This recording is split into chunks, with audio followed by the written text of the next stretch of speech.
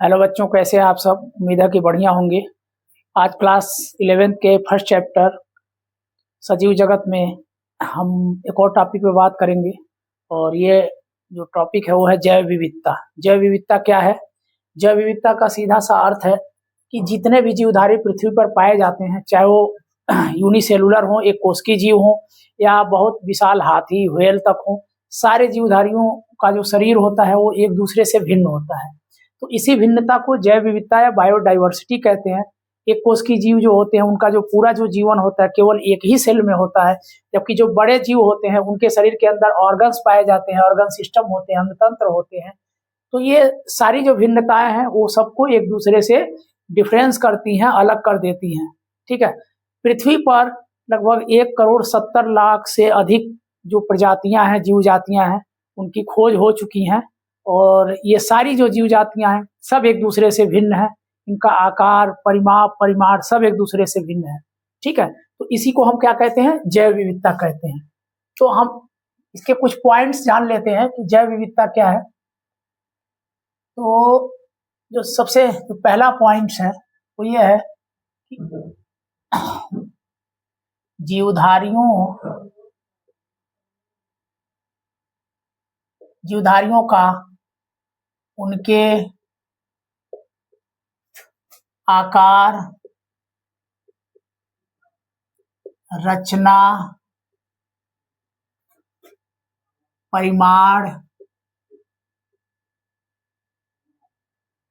जीवधारियों का उनके आकार, रचना, परिमाण आदि के आधार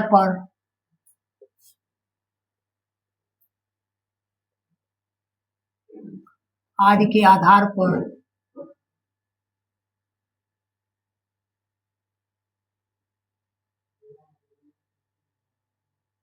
भिन्नता प्रकट होने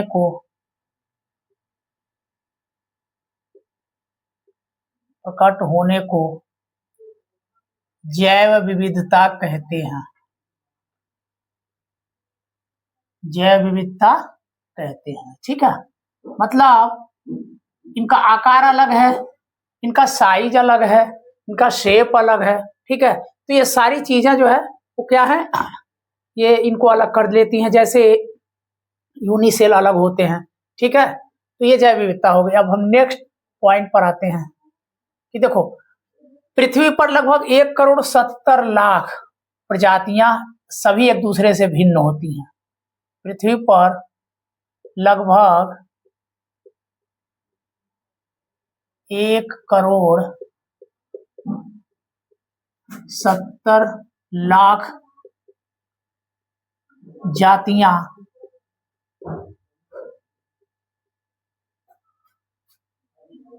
आपस में भिन्न होती हैं।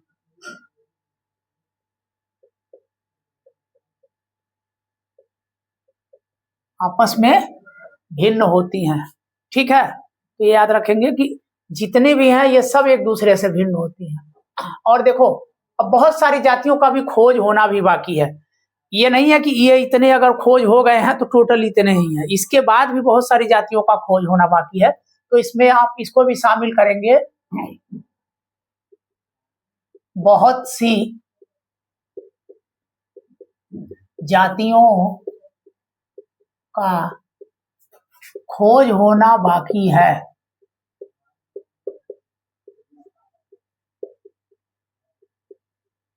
ठीक है। बहुत सी जातियों का खोज होना बाकी है। ठीक है। ये आप पूरा याद रखेंगे। मतलब जीवधारी जो होते हैं एक दूसरे से भिन्न होते हैं। पृथ्वी पर लगभग 1,70,00,000 के आसपास जातियां जो अभी तक खोजी जा सकी हैं वो सब एक दूसरे से भिन्न है। ठीक है। इसके बाद अभी बहुत सारी जातियों का खोज होना भी बाकी है। ठीक है। तो ये हो गया जैव विविधता। अब हम आते हैं वर्गीकरण के बारे में। तो अब हम पढ़ेंगे वर्गीकरण।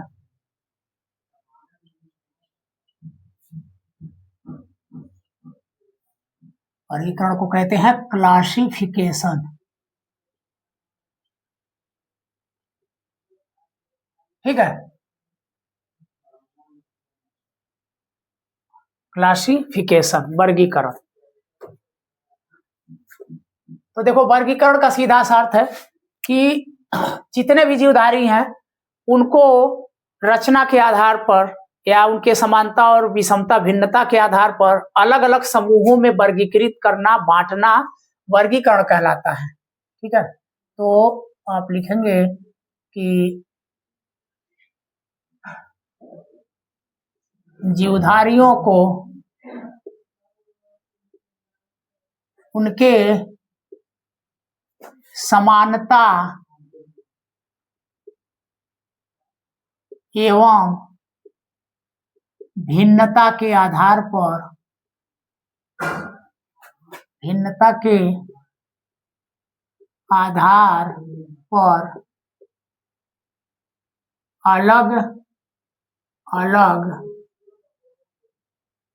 अलग अलग वर्गों में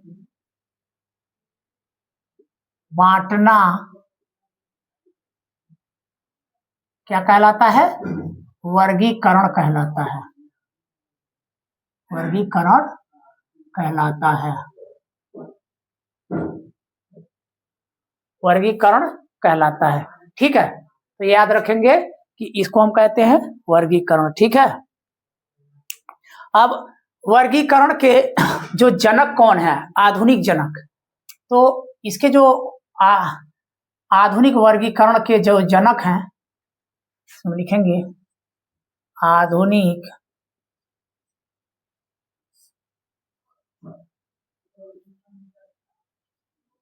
वर्गीकरण के जनक।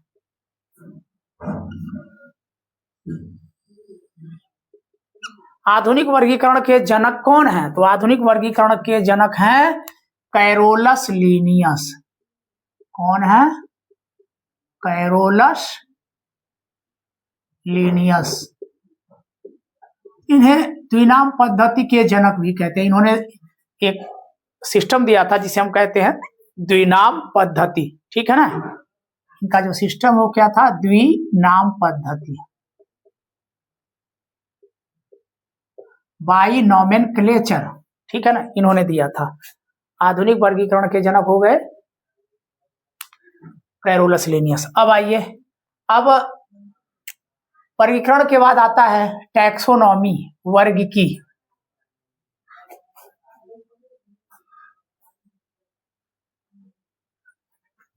वर्गीकी विज्ञान,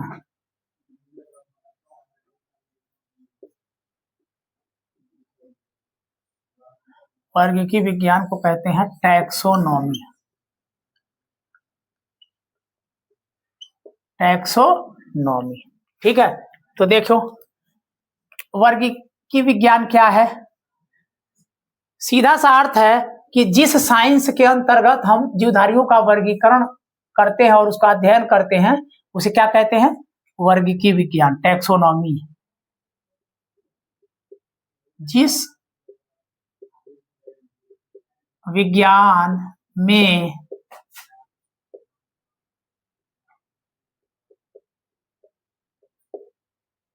जीवधारियों के वर्गीकरण का अध्ययन करते हैं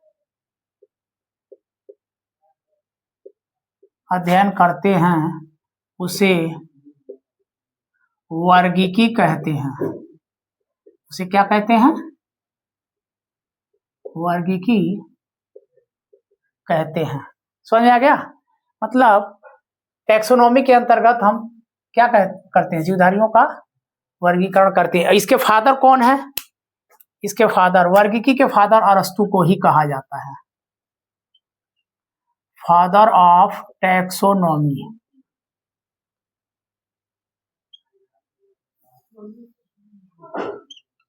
कौन होंगे? अरस्तु, एरिस्टोटल।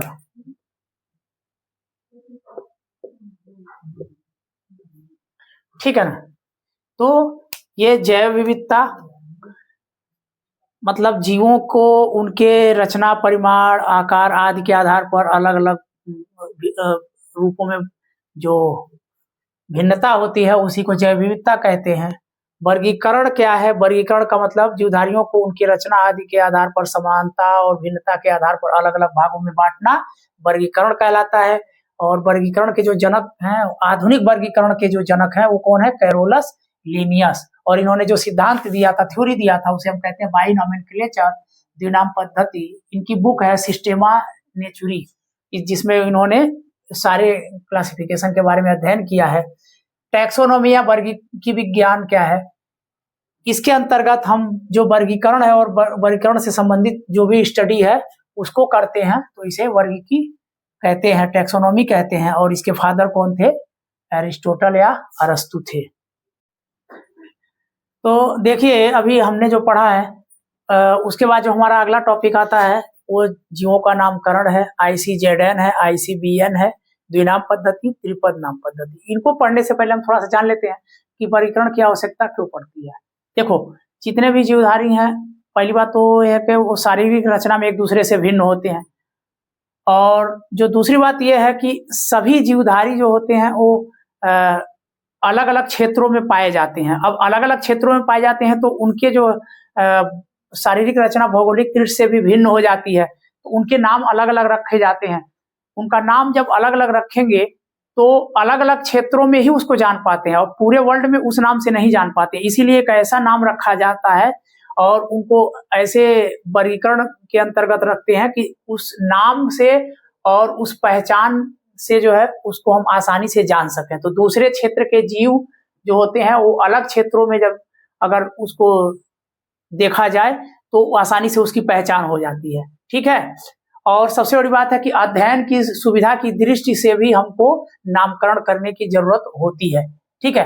अब आइए, जो जीवधारियों का नामकरण है तो वो नामकरण इसी वजह से हम करते हैं ताकि उनको हम जान सकें। तो इसके लिए एक पद्धति अपनाई गई है जिसे हम साइंटिफिक नेम या वैज्ञानिक नाम पद्धति कहते हैं। वैज्ञानिक नाम पद्धति एक ऐसी सर्वमान्य पद्धति है जो पूरे वर्ल्ड में जानी जाती है और उस नाम से ही हम उस जीवधारी को आराम से जान सकते हैं।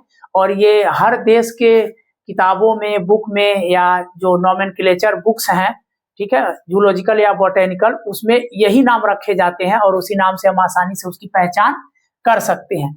जैसे मेढक का नाम अगर राणा टिग्रीना है तो राणा टिग्रीना जो है वो पूरे वर्ल्ड में इसी नाम से जाना जाता है। वो हमारे यहाँ मेढक कहते हैं, दूसरे देशों में कुछ और कहते होंगे। ठीक है। इसी तरह से सरसों का नाम ब्रेसिका कैम्पेस्ट्रिस है, लेकिन उसको हमारे यहाँ सरसों कहते हैं, तो दूसरे देश में कुछ और नाम से बोलते होंगे। तो ये जो ब्रेसिका कैम्पेस्ट्रिस है ये पूरे वर्ल्ड के हर बुक्स में यही नाम रखे जाते हैं। तो इसीलिए साइंटिफिक नेम जरूरी होता है। ठीक है। तो वैज्ञानिकों द्वारा सर्वमान्य ऐसा नामकरण जो पूरे विश्व में मान्य हो उसे वैज्ञानिक नामकरण की पद्धति कहते हैं। अब यहाँ पर आइए आप, ICZN क्या है? तो ICZN को हम कहते हैं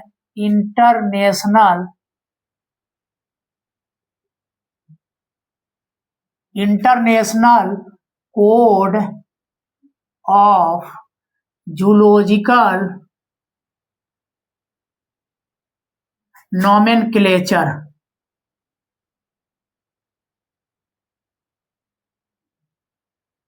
international code of zoological nomenclature. और दूसरा होता है ICBN, international code of botanical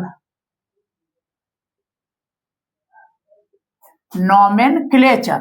ठीक है। देखो ये क्या करती है, ये जंतुओं का नामकरण करती है, जंतुओं का नाम रखती है। और ये जो है ICBN क्या करती है, ये बॉटेनिकल यानी पौधों का नामकरण करती है। तो ये जो दो संस्थाएं हैं ये जंतुओं और पौधों का नामकरण करती हैं और इनके आधार पर जो नाम रखे जाते हैं वो पूरे विश्व में मान्य होते हैं, पूरे विश्व में वो नाम याद किए जाते हैं। अब आते हैं द्विनाम पद्धति। तो देखो, द्विनाम पद्धति को बाई नॉमेनक्लेचर कहते हैं और इसको किसने दिया था? कैरोलस लिनियस ने दिया था। ठीक है। इन्होंने बुक लिखी और उस बुक का नाम क्या है? सिस्टेमा नेचुरी। सिस्टेमा नेचुरी और एक और लिखा प्लांटेरम स्पेसीज, प्लांटेरम स्पेसीज। तो दो नाम इन्होंने रखा था, दो बुक इन्होंने लिखा था, एक सिस्टेमा नेचुरी और प्लांटेरम स्पेसीज, दो बुक इन्होंने लिखा और इसी में पूरा इन्होंने अपना बाइनोमेनक्लेचर का सिस्टम इन्होंने इसमें नोट किया था। अब देखो इन्होंने क्या कहा कि जितने भी जीवधारी होते हैं उनके वंश और जाति को मिलाकर के नाम रखा जाए जो कि पूरे विश्व में मान्य हो। तो ये नाम रखा भी जाता है और पूरा मान्य भी है। जैसे मेढक का जो वैज्ञानिक नाम है वो राना टिग्रीना है, और शेर जो है, शेर का जो वैज्ञानिक नाम है वो है पैंथेरा लियो। अब देखो इसमें राना पहला शब्द है, इसको हम वंश कहते हैं, और टिग्रीना जो है ये जाति है, ठीक है, ये दूसरा शब्द है। इसी तरह से शेर में है पैंथेरा, ये वंश है, और लियो जाति है, स्पीसीज है, ठीक है, जीनस और स्पीसीज। तो हम पहले वाले को क्या कहेंगे, पहले वाले को कहते हैं वंश, ठीक है, और दूसरे वाले को क्या कहते हैं, जाति, ठीक है ना। तो इसमें भी यही है, वंश और जाति। अब इसकी विशेषता क्या है, देखो ये जो नामेनक्लेचर, ये जो नामकरण रखे जाते हैं द्विनाम पद्धति, इसमें इसकी शर्त क्या है, पहला तो ये है कि जो वंश है इसका पहला वर्ड जो है, जैसे आर है, ठीक है, राणा, तो इसमें पहला वर्ड है ये कैपिटल होना चाहिए, और जो जाति है, जाति का पहला वर्ड स्मॉल होना चाहिए, ठीक है। अगर हम हाथ से लिखते हैं तो इसको झुका करके तिरछा लिखा जाता है और इसके नीचे लाइनिंग की जाती है, ठीक है। तो इस तरह से जितने भी मोस्टली वर्ल्ड में जितने भी नाम रखे जाते हैं वो इसी तरह से वंश और जाति को मिलाकर के नाम रखे जाते हैं, जिसमें पहला वंश होता है और दूसरा जाति होता है। जैसे राना टिग्रीना है, पैंथेरा लियो है, इसके अतिरिक्त चावल का है, ओराइजा सेराइजा है, बहुत सारे ऐसे नामकरण हैं जो होते हैं, ठीक है। अब आइए जो तीसरा है वो है अगला जो हमारा जो टॉपिक है वो है त्रिपद नाम पद्धति। अब त्रिपद नाम पद्धति जैसे द्विनाम पद्धति है उसी तरह से त्रिनाम पद्धति भी है। इसको किसने दिया था, हक्सले और स्ट्रिकलैंड ने इस सिस्टम को दिया था, और इन्होंने क्या कहा था कि जो जीवधारियों का नामकरण है उसमें वंश, जाति और उपजाति तीन शब्द होने, मतलब कि सबसे पहला जो शब्द होगा वंश,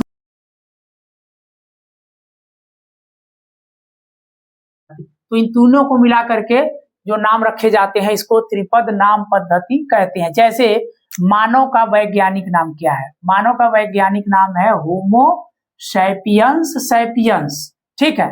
तो अब इसमें होमो क्या है, होमो वंश है, ठीक है, सैपियंस क्या है, ये जाति है, ठीक है, ये क्या है, जाति है, और फिर सैपियंस ये क्या है, उपजाति है, उपजाति है, ठीक है ना। तो इस तरह से जो नाम रखे जाते हैं, मतलब वंश, जाति और उपजाति को मिला करके, तो इसको हम कहते हैं त्रिपद नाम पद्धति। जैसे कि मानव का वैज्ञानिक नाम होमो सैपियंस सैपियंस है, ठीक है। तो ये आपके टोटल नामेनक्लेचर है, द्विनाम पद्धति और त्रिपद नाम पद्धति। इन्हीं दो विधियों से नाम रखे जाते हैं, जिसमें ये बहुत कम रखे जाते हैं त्रिपद नाम पद्धति, जबकि जो द्विनाम पद्धति है वो मोस्टली सबसे अधिक रखे जाते हैं। अगर उपजाति है तब तो जो इस नाम को रखेंगे त्रिपद, लेकिन अगर उपजाति नहीं है, केवल वंश और जाति है, तो हम द्विनाम पद्धति के सिस्टम में नामकरण करते हैं, जो कि कैरोलस लिनियस का नामकरण सिस्टम है, और इन्हें आधुनिक नामकरण पद्धति का जन्मदाता भी कहते हैं। तो उम्मीद है कि आपको ये वीडियो पसंद आया होगा। अगर आपको पसंद आया है तो इसे आप लाइक करें, शेयर करें और सब्सक्राइब भी कर लें। अगर चैनल पर नए हैं तो अगली वीडियो में फिर आपसे मिलते हैं।